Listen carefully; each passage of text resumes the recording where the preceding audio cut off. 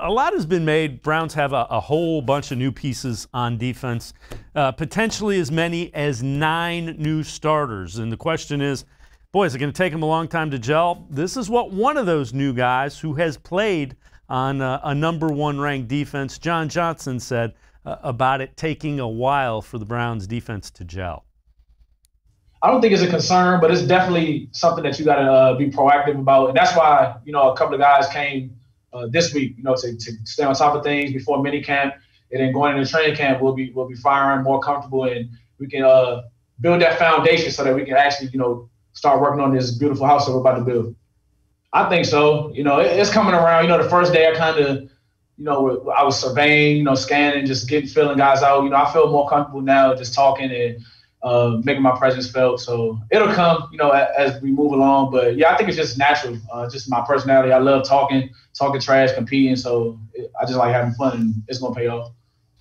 So the second part of that, he was talking about being a leader of that defense. And Dan, it strikes me when a guy that's come over from not the top-ranked defense says, we're building something here. It's better than you and I saying it. Oh, yeah, for sure. This is a guy that knows what a great defense looks like. And, when he talks about that leadership component, it's just so important. You think about him showing up to this week of OTAs. You think about Anthony Walker showing up. He's been there all throughout. Myles Garrett showed up last week. Denzel Ward has been there for 2 weeks.